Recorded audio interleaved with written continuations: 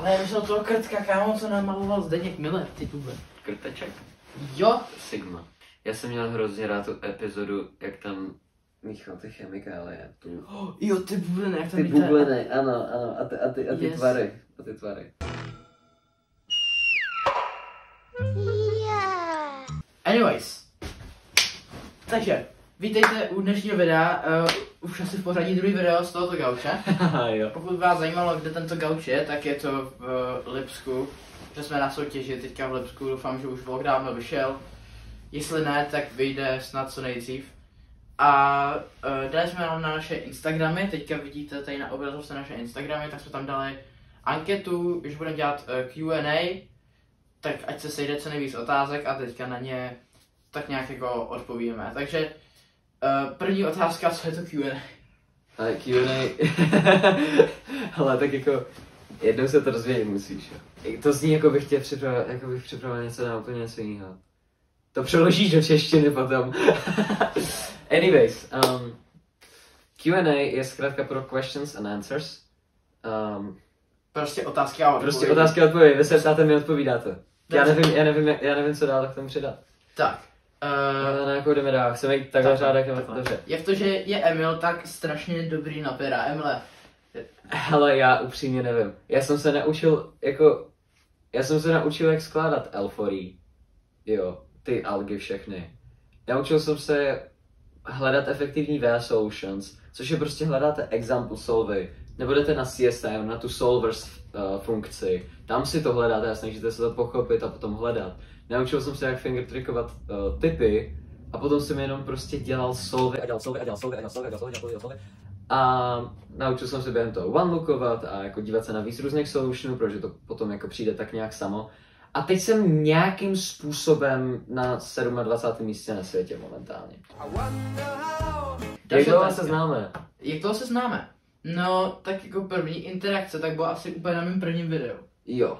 Na mém prvním videu, tady máte se na kartě moje první úplně vlastně FIF soutěž, už to bude za chvilku 3. Ne, to by bylo 2 roky. 2 roky to bude. Jsem si říkal. 3 roky by bylo divný. 2 roky to bude, myslím, že v březnu. Já nemám tušení. Já mám že to bude v březnu, budou 2 roky.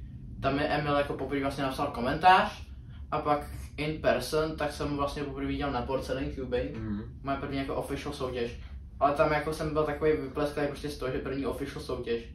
Takže tam ještě teoreticky vlastně, no jsme se vůbec jako nebavili. To nebyla žádná konverzace, já jsem ti řekl, že se mi líbilo to video, ten editing a potom jsme prostě si už nepovídali. To jsme si už nepovídali, no. A nepamatuju si, kdy jsme se začali víc nějak povídat? To bude podle mě, jak ty si dal ten NR na video. No jo, ale jako to si už na mě nějak měl kontakt a všechno.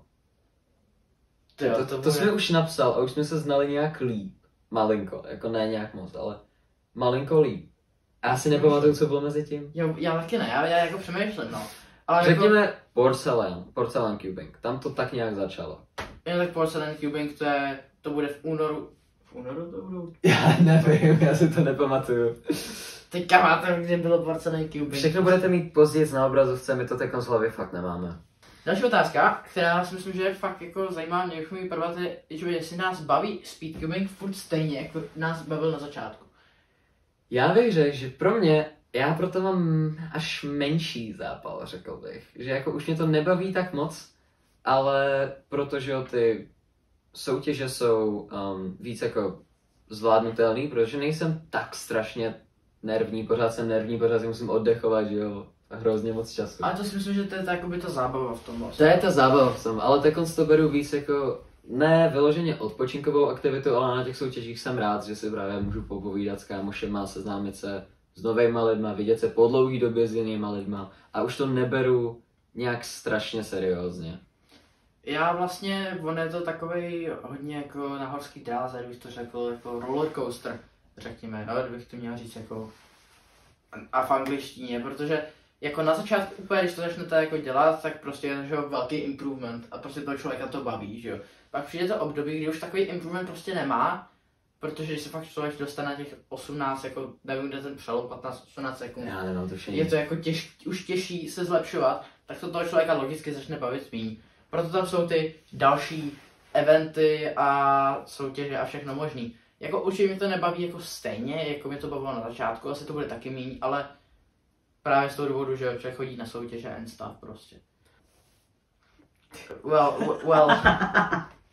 Ne. Ne.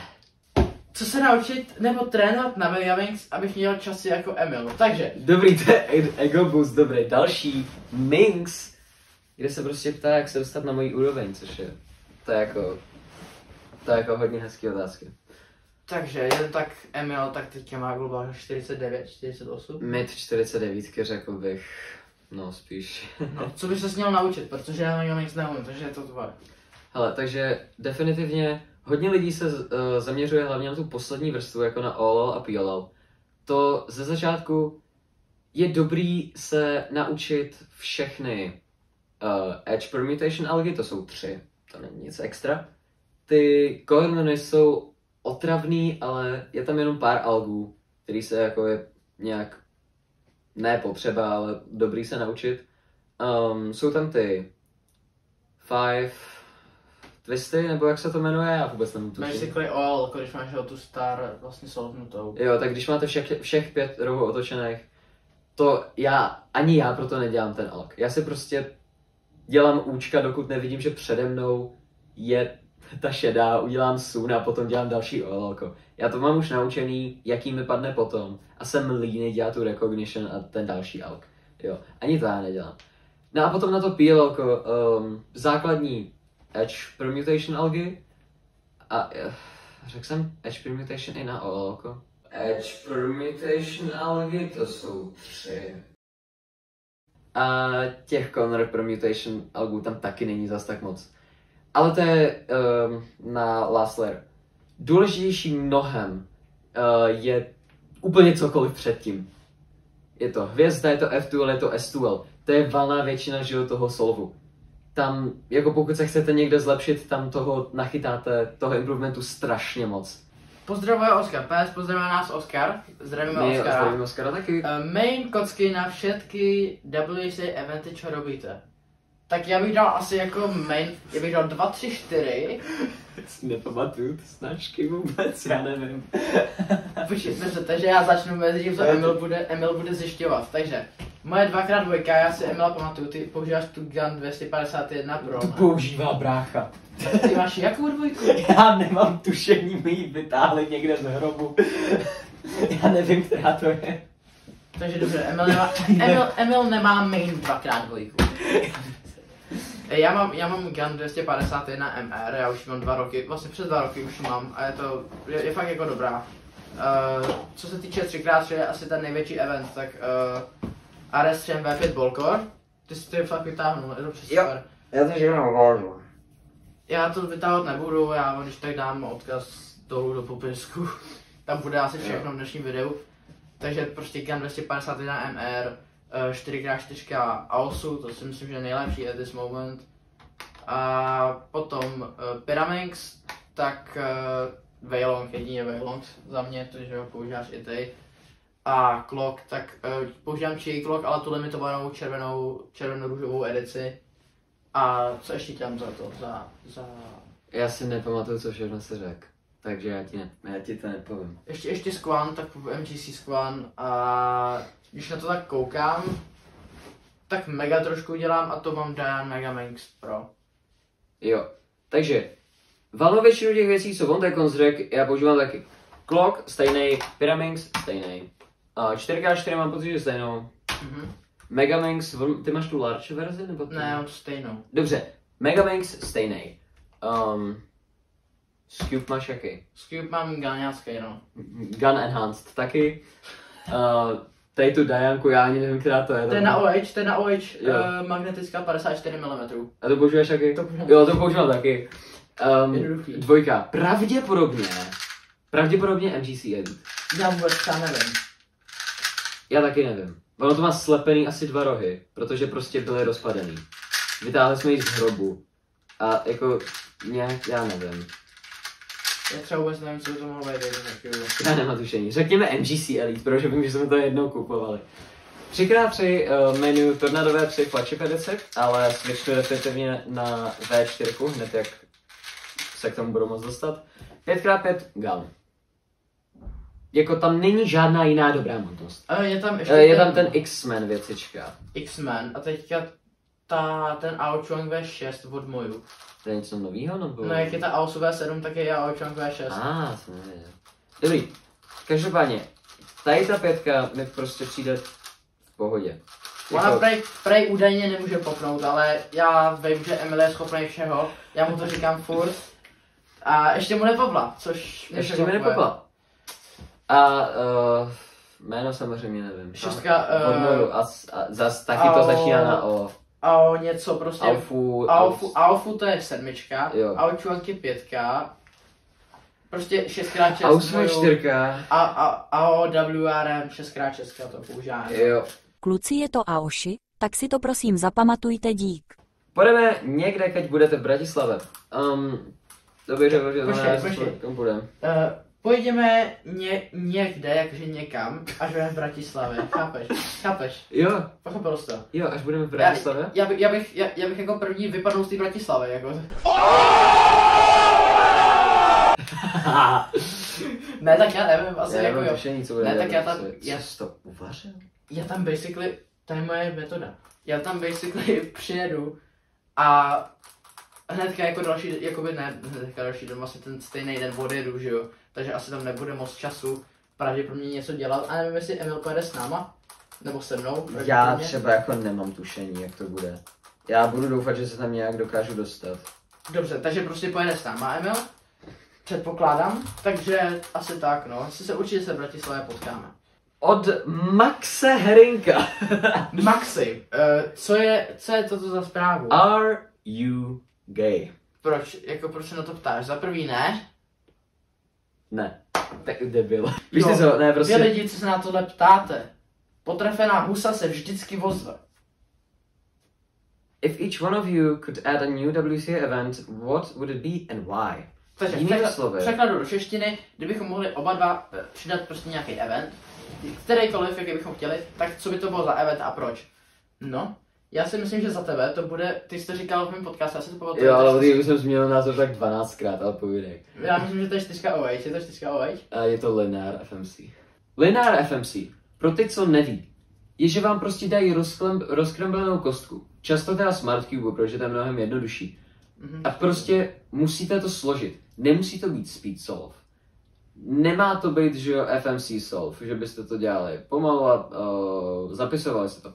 Můžete.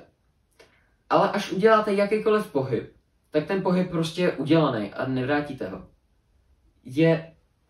Prostě je to solve. Složíte to a ten move kam se počítá. Dostanete špatný URL, jako. Já upřímně fakt nevím, co bych jako přidal, no. Proto FTO mi přijde, že to je jako něco novýho a na druhou stranu nevím, jestli se to chce WC přidávat, protože těch eventů už je fakt hodně, jako. Já bejt WC tak jako žádný event nepřidávám, protože jich je fakt hodně. Jo, a kdybych si fakt měl nějaký vybrat, tak by to bylo asi to FTO, protože to v tuhle chvíli dává asi jako největší smysl za mě. Kam až to chcete ve Speedcubinku dotáhnout? Kam až to chceme dotáhnout? No, tak já bych to chtěl dotáhnout na aspoň NR2 v Pyraminxu. A kdo by nevěděl proč, tak to je proto, že Emil je teďka NR2. Myslím, že by se to mělo trošku jako osvěžit tam ty první 2 místa. Jo, takže jako myslíš, že já porazím Matouše a ty jako potom taky? Ne, jakože tak třeba zítra, že jo, třeba zítra, nebo prostě jsme teďka v tom Lipsku na těch German Nationals, tak třeba zítra už budu třeba do 2. Jsou 2 minuty ráno, musíme tam být v 8 ráno, připravení, je to půl hodiny se z toho. Responsible human beings. Takže zítra, respektive dneska už. Dneska budu na 2, jestli nejsem, bohužel, I failed. Jo, kam bys to chtěl ty ve Speedcubu dotáhnout? Já upřímně žádný stanovený cíl nemám. Já to prostě budu dělat, dokud mě od toho něco nezastaví. Nad starým koní, Patkovi zvoní. Já nevím tu melodii. Víš, tu melodii mě nenaskakuje do hlavy. Nad stádem koní. Patkovi zvoní. A poslední od Matouše Kedera. Nejhorší WCA event. Tak, když se ptáš, Matouši, tak je to samozřejmě Pyraminx. Ne, tak abychom byli úplně upřímní, jako, tak Pyramix děláme jako, je to vlastně nás, nebo tebe, jako Matouše, mě, Emila, vlastně my to děláme jako hrozně dlouho, že jo? A bylo to dlouho náš jako main event, takže jako my si z toho furt děláme srandu a že prostě ten Pyramix je špatný a to si můžou všimnout jako ostatní lidi, ale jako nevím, jako nejhorší event, zase já nejsem až takový allrounder, abych měl jako nejhorší event. To je jako v tuhle chvíli, jako ten Pyramix to je fakt jako joke, spíš. Jinak jako v tuhle chvíli nemám jakože nějaký nejméně oblíbený jako event. Já taky nemám jako nic, co bych měl nejméně oblíbený. Všechno má plusy, všechno má mínusy a 6 je v pohodě. Až to, že má asi 6 paret, jako. Má 3 paret, no tak 5 je v pohodě. Ale kdybych si měl vybrat jeden, jo, a ten prostě beru jako nejvíc, výhody, nevýhody, ale stejně to mám rád, stejně to praktisuju, možná OHA. Protože já jsem blbej. Wow. A já to dělám tím prsteníčkem občas, že jo. A teď mě z toho prostě hrozně, já jsem to grindil poslední dobou, mě z toho strašně bolí klouby. Tak hrozně. A štve mě to. Takže je to sice jako trošku bias, ale tak jako to, že jo, musí být, protože to je moje opinion. Jo, to je ze všech questions, co jsme tady dneska měli všechno. Koukám, že se na to celkem natáhlo, co jsem nečekal. Trošku jo. Jakože těch otázek nebylo zas tak moc. Uvidíme se u dalšího videjka. Čau, čau. Čau.